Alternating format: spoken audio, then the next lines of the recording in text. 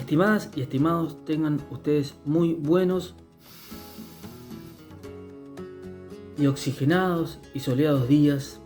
Mi nombre es Emilio Renzi y a continuación vamos a seguir trabajando en torno al capítulo o unidad 3 denominada Historias que maravillan e inquietan. En este caso puntualmente con las actividades de la página 44 y 45 que se encuentran bajo el título de El narrador.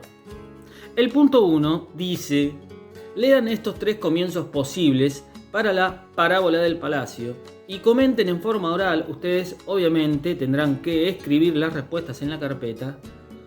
Escriban en la carpeta qué diferencias encuentran entre estos 3 posibles comienzos. Luego anoten al lado quién habla en cada caso. Vamos al primer ejemplo. Dice: aquel día el emperador amarillo mostró su palacio al poeta.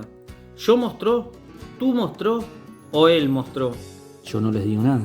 Pero como ustedes habrán podido percibir sin ningún tipo de problemas, el narrador en este caso usa la tercera persona.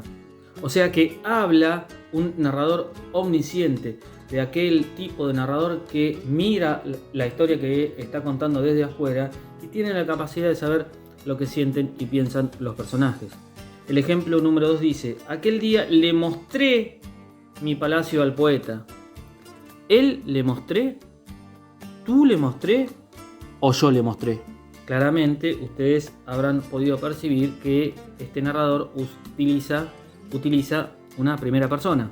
En este caso entonces quien narra es el emperador, que lo hace de acuerdo a los términos de lo que denominamos un narrador protagonista.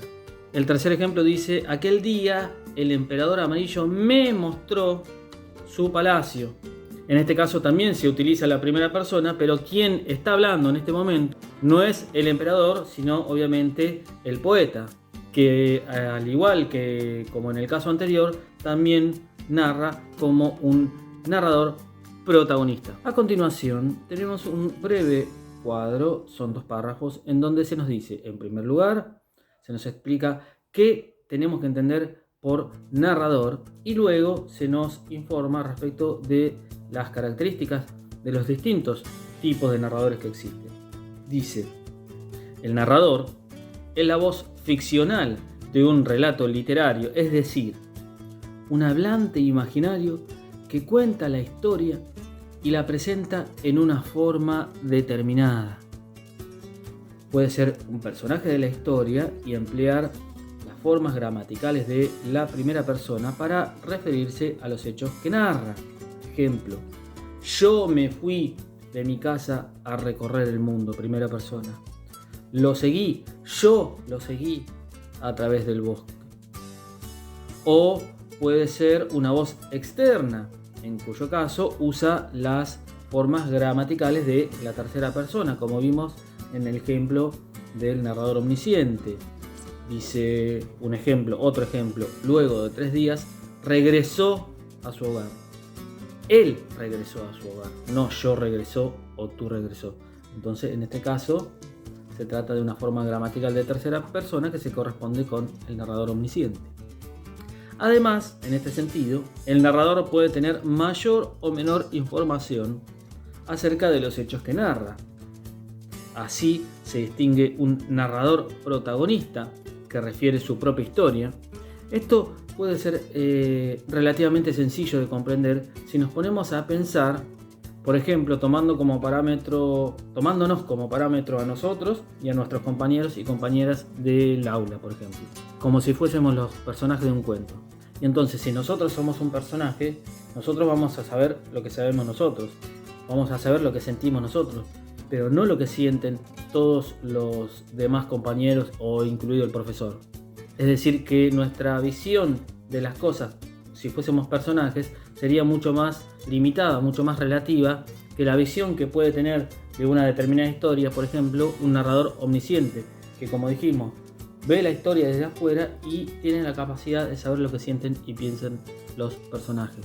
Entonces retomamos la definición. Así se distingue entre un narrador protagonista que refiere su propia historia, un narrador testigo que refiere solo los hechos en los que participó o aquellos que le han contado otros, y un narrador omnisciente que no participa de la historia, pero conoce, como dijimos recién, todo lo que ocurre en ella y también lo que dicen, piensan y sienten los personajes. En el punto número 2 dice, leemos: escriban a continuación a qué tipo pertenece el narrador de la parábola del palacio, según el grado de información que posee acerca de los hechos que narra. Les voy a dar un minuto Montoya en el aire para que busquen esa información. Tic-tac, tic-tac. Yo no voy a decir nada, pero claramente es un narrador omnisciente. Inciso A, sería el 2A, dice: marquen con una X el fragmento que consideren más adecuado para justificar la respuesta que dieron en la consigna anterior. El primer fragmento dice: hacia la medianoche, la observación de los planetas y el oportuno sacrificio de una tortuga les permitieron desligarse de esa región que parecía hechizada, pero no del sentimiento de estar perdidos que los acompañó hasta el fin. El segundo ejemplo dice: pasaba el séquito imperial y la gente se prosternaba, pero un día arribaron a una isla en que alguno no lo hizo por no haber visto nunca al Hijo del Cielo, y el verdugo tuvo que decapitarlo. O sea que lo que tienen que responder ustedes es: ¿en cuál de estos dos fragmentos que acabamos de leer quien narra es un narrador omnisciente? O sea, de esos narradores que saben lo que sientan y piensen los personajes. Lean bien cada uno de los fragmentos. En el fragmento 2 predomina un narrador omnisciente, yo no les voy a decir nada. O en el 1. El inciso B dice: subrayen en el fragmento que eligieron cuáles fueron las palabras que les permitieron identificar al tipo de narrador. El punto 3 dice: identifiquen a los dos narradores de la historia de los dos que soñaron e indiquen de qué tipo de narrador se trata en cada caso. Justifiquen su respuesta con ejemplos tomados del texto. Recordemos brevemente cómo comienza ese cuento. Dice: el historiador arábigo el-Iksaki refiere este suceso. Dos puntos y se abren comillas. Y empieza a decir: cuentan los hombres dignos de fe, etcétera, etcétera, etcétera. Es decir, que el primer narrador, o sea, el que dice el historiador arábigo el-Iksaki refiere este suceso, que de hecho sería el ejemplo de este primer tipo de narrador, es un narrador omnisciente que de hecho se limita a introducir al segundo narrador, que es precisamente el historiador arábigo el-Iksaki, que es un narrador testigo, porque lo que cuenta es solo un episodio que le contaron a él. Y el ejemplo de este segundo tipo de narrador testigo es precisamente aquel que podría comenzar con: cuentan los hombres dignos de fe. A continuación nos enfocamos en el punto número 4, ya de la página 45, que se encuentra bajo el título El punto de vista. Dice, es sencillo: tachen la opción que no corresponda de la siguiente afirmación, que dice: en la historia de los dos que soñaron, el narrador acompaña el recorrido que realiza el hombre del Cairo o el capitán. Yo no les voy a decir nada, pero si recuerdan ustedes ese relato de la historia de los dos que soñaron, el hombre del Cairo que soñaba que se acostaba en una higuera a descansar y se le aparecía un hombre en los sueños, ¿sí? Esa historia nosotros la conocemos desde la perspectiva, yo no les voy a decir nada, del hombre del Cairo o desde la perspectiva del capitán.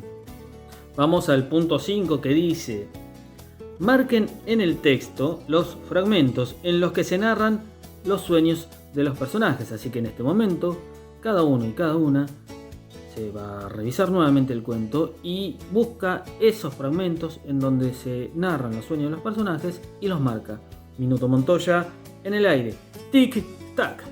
Una vez que encontraron esos fragmentos, tenemos que trabajar sobre los incisos. El inciso A dice: señalen el modo, piensen bien, cómo el narrador refiere cada sueño. Escuchemos. Si lo hace solamente a través de las palabras de los personajes, si lo hace directamente con sus propias palabras, o si lo hace de las dos maneras. Yo no les voy a decir nada, pero en el primer caso, el sueño se cuenta en palabras del narrador, pero se incorporan también las palabras de la persona que habla en el sueño. En el segundo caso, no digan nada. Se introducen las palabras del personaje, que en este caso precisamente era el capitán.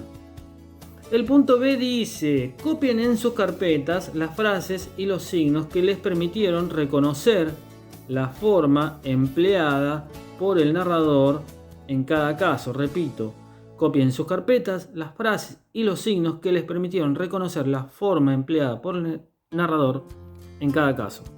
Yo no les voy a decir nada, como siempre, nunca les digo nada. El sueño del hombre del Cairo está contado por el narrador.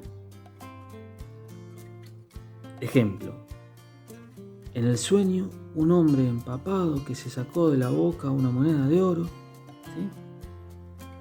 Pero las palabras del sueño están introducidas por las palabras "le dijo", seguidas de 2 puntos y la comilla de apertura de diálogo.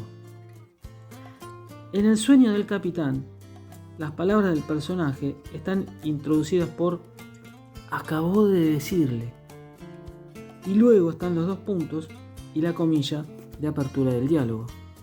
Y vamos al inciso C, que dice: determinen cuáles pueden ser los motivos por los que el narrador utiliza una u otra forma para referir los sueños. Bueno, yo no les voy a decir nada, pero en este caso, como se trata de un narrador testigo, lo que hace es reponer las palabras, recuperar las palabras, transmitirnos las palabras que vio que el capitán le dijo al hombre del Cairo.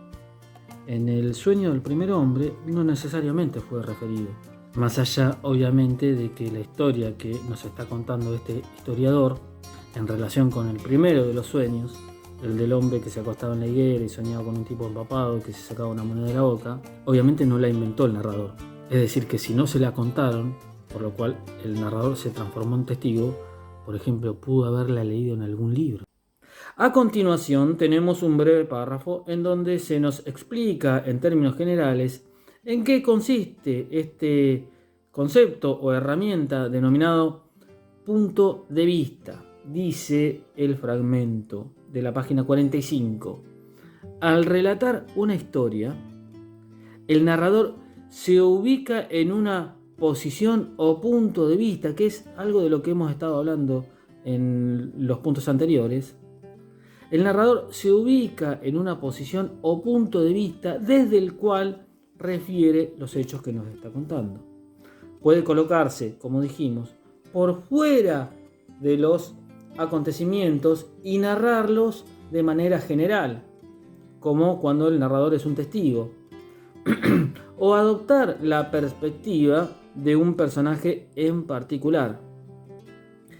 En ese caso, el narrador conoce las acciones y pensamientos de ese personaje y cuenta la historia desde la visión de este. El narrador también puede alternar el punto de vista de un personaje con el de otros personajes, o incluso puede variar entre el punto de vista de los personajes y una perspectiva personal respecto de la narración distinta de la de los personajes y de la visión de un testigo. Dicho con otras palabras, el narrador tiene varias alternativas para contar una historia. Puede contar la historia desde afuera, puede contar la historia desde la perspectiva de un personaje, puede contar la historia desde la perspectiva de varios personajes, o puede contar la historia desde todas las perspectivas antes mencionadas. El punto 6 dice: anoten el punto de vista que adopta el narrador. Van a tener que ir a la parábola del palacio, al segundo de los cuentos. Anoten el punto de vista que adopta el narrador de la parábola del palacio en cada uno de los párrafos y elijan entre las opciones que figuran en el recuadro. Vamos primero a las opciones a leerlas, simplemente, que figuran en el recuadro, que son punto de vista de los protagonistas, punto de vista externo a los protagonistas o combinación del punto de vista de los protagonistas con el punto de vista externo. Entonces, bueno, vamos al primer párrafo y ustedes harán las respuestas sin que yo les diga nada. Por ejemplo, seguramente ustedes van a notar sin que yo les diga nada que en el primer párrafo de la parábola del palacio, el punto de vista es de los protagonistas. Seguramente van a poder percibir que en el segundo párrafo, ahora van y lo buscan al segundo párrafo de la parábola del palacio, segundo párrafo, hay una combinación del punto de vista de los protagonistas con el externo. Y seguramente van a notar, sin necesidad que yo se los diga, de que en el tercer párrafo el punto de vista es externo a los protagonistas. Bueno, los puntos números 7 y 8 los voy a dejar bajo vuestro exclusivo e imaginativo criterio. Con esto, por lo tanto, damos por finalizadas las actividades del día de la fecha y en consecuencia me despido, no sin antes decirles que las y los quiero mucho, pedirles que se cuiden y bueno, por sobre todas las cosas, que traten de ser felices. Nos vemos en la próxima. Arrivederci e buona fortuna.